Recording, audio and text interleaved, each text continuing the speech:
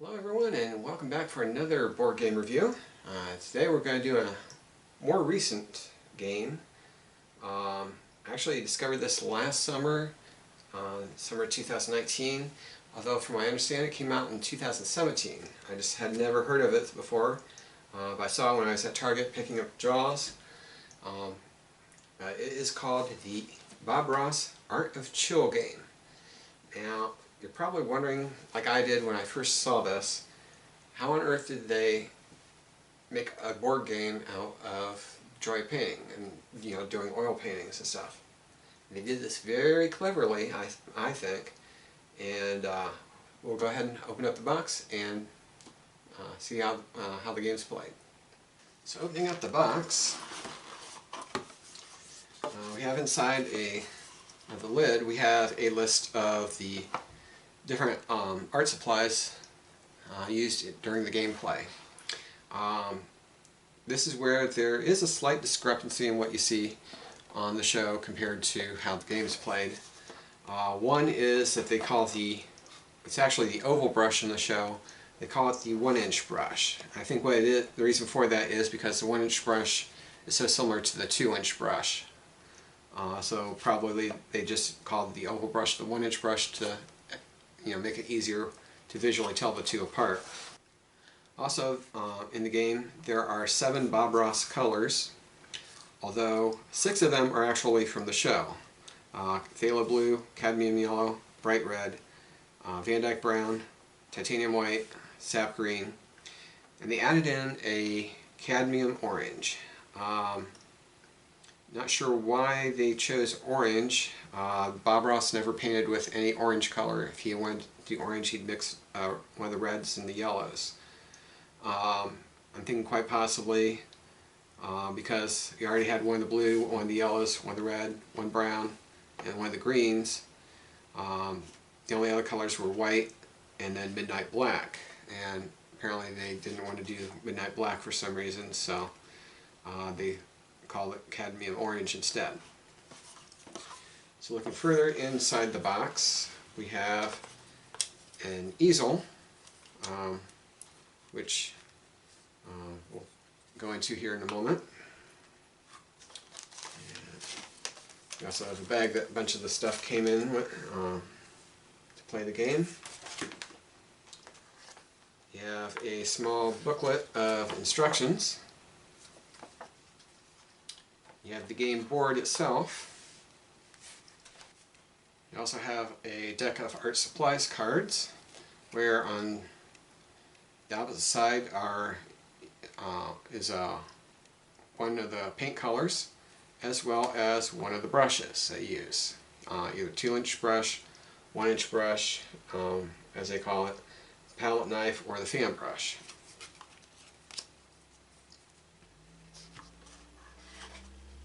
Each player gets their own easel to use throughout the gameplay. You have the game pieces, which are basically cubes, red, yellow, green, and blue. You have each color also has 3 markers that get used on the board itself, which I'll go into here in a moment. You have the Bob Ross marker, and then you have the game dice, or die, that is used. And then you have what are called the technique cards, where there's one for each of the brushes, and then one for each of the paints, which we'll go into here during the gameplay. And then we have the deck of chill cards, which have instructions on them that get turned over during the gameplay. We'll go into that here in a moment. And then we have the paintings. I'm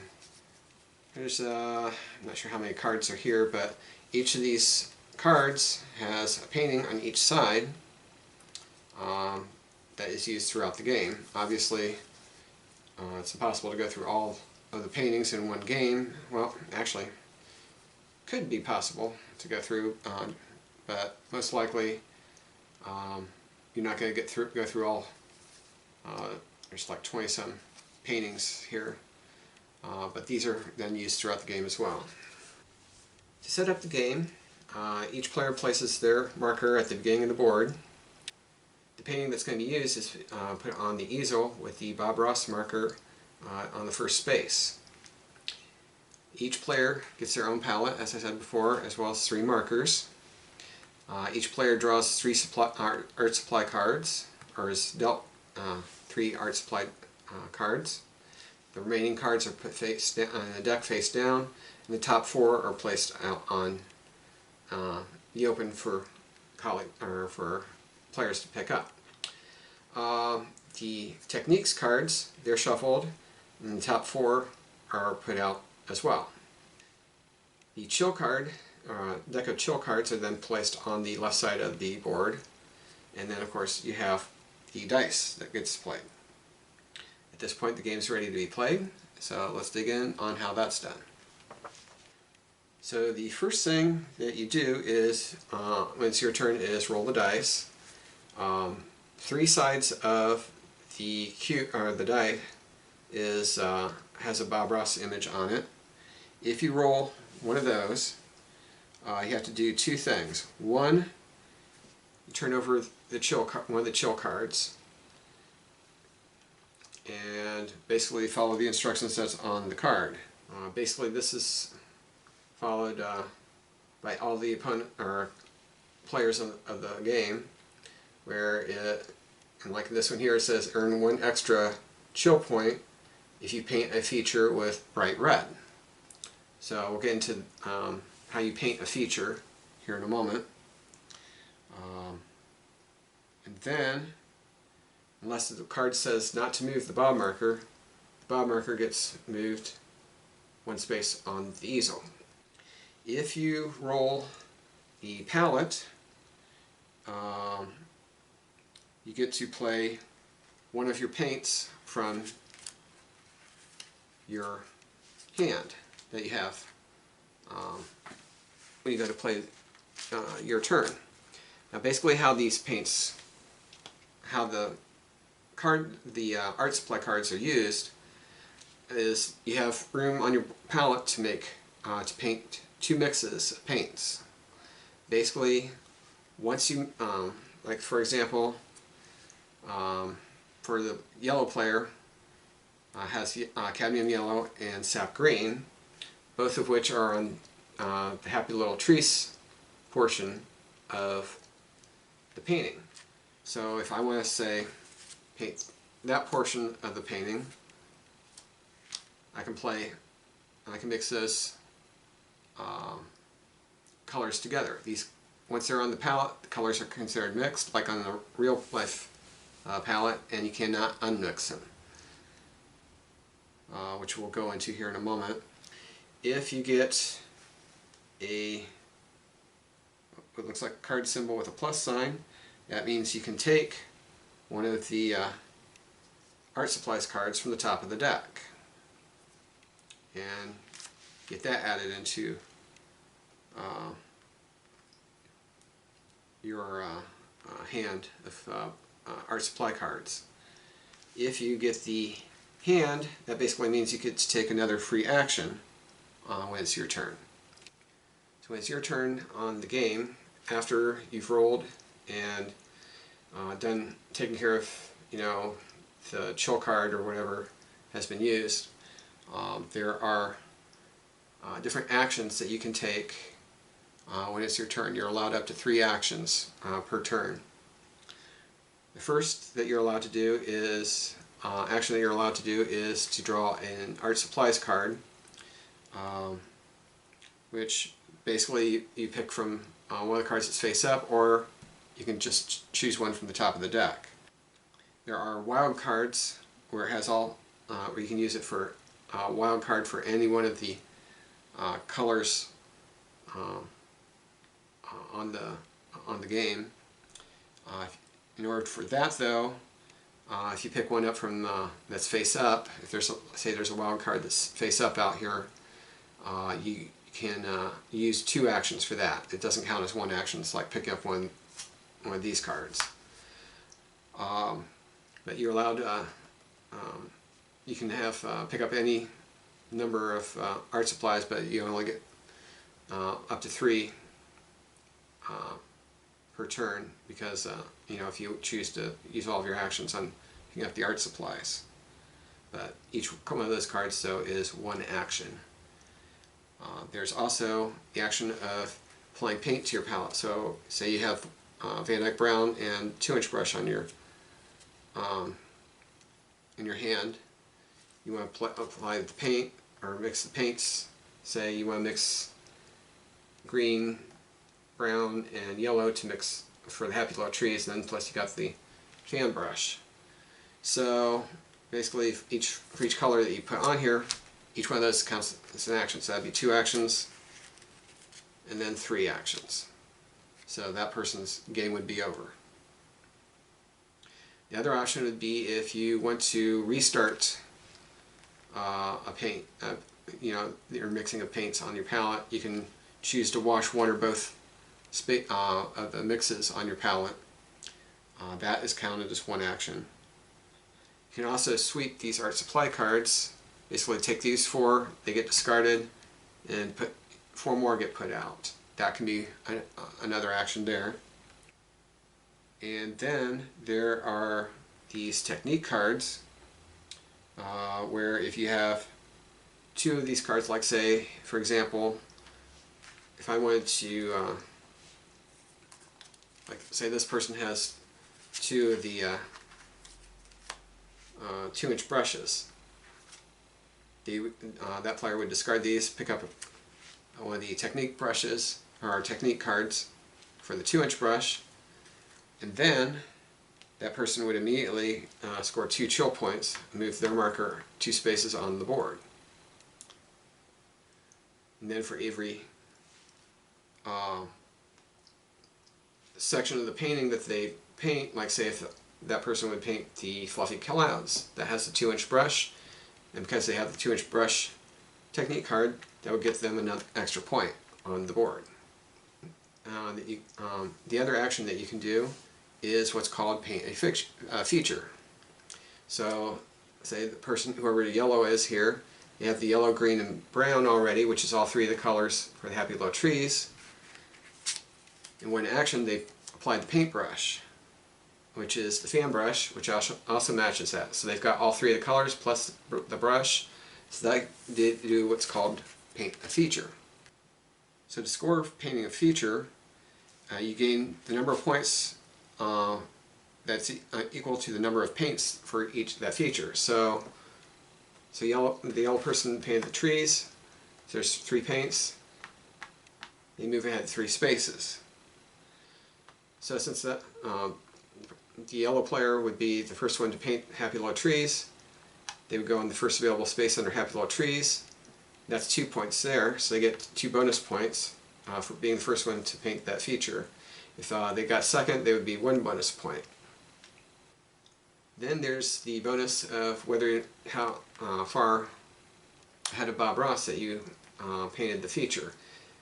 Bob Ross hasn't gotten to the Happy Little Trees yet, so that player who paints the Happy Little Trees will get another bonus point.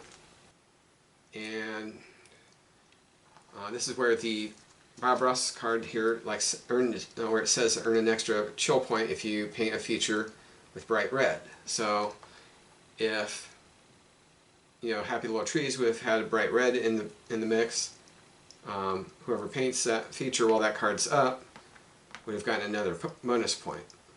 Likewise, anyone painting the cabin or fluffy clouds, if they were to paint those on this roll or this round, they would get an extra bonus point. Now, if the person painting that feature has one of the technique cards matching up to any of the paints or brushes in that feature, or used in that feature, they would get 1 bonus point for each of the technique cards that got used as well. So once either Bob reaches the last space on the board being moved across by the chill cards, or one of the players paints all 3 of the features on the painting, that painting is then turned over and a new painting is started. this is where it gets interesting because if you have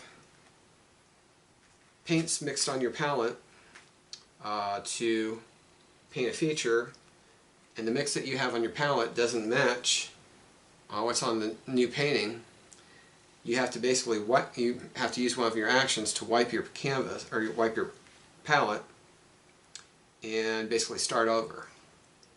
So that's one.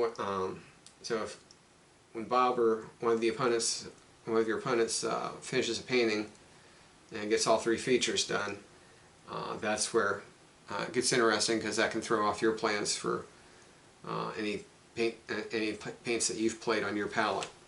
And then basically that's how the game's played. Basically you go through all that, and then you go around, and first person to get to the chill space at the end wins the game. So that's the Bob Ross Art of Chill game. Like I said, I was really kind of skeptical about how it would turn out with when I first saw this game, because it's like, how do you make a game out of doing oil paintings? But they did a really nice job of keeping the spirit of the show going and everything. And I think Bob Ross would have really liked this game, introducing oil painting to other folks or everyone, and even if they haven't seen the show, might even inspire some folks to pick up a brush and watch the show, pick up a brush and start painting themselves. But it's a lot of fun, because you're playing it, and someone finishes the painting, or Bob gets to the end, and that painting's done, into the next one. That can really change up how your plans for how you've got your paints mixed, and all your plans for finishing up the painting yourself. So it's a fun game. It can go pretty quickly. It can go kind of slow too, depending on how many folks you have playing, how the luck of everyone getting stuff painted ahead of Bob. But it's a fun game. So I enjoyed it. Haven't actually played it with anyone else. I've been basically playing it alone on my own. But it's kind of fun, because basically when you play the game, obviously, like any deck of cards, you don't have your opponents seeing what you play, so that's kind of thrown it off for me in terms of playing the game. But because I can see what everyone's doing and everything. But yeah, it's a fun game, and well put together, well thought out. So anyways, Bob Ross, the Art of Chill game. So if you find it, definitely, it's definitely fun to play and have fun with. So thanks for watching.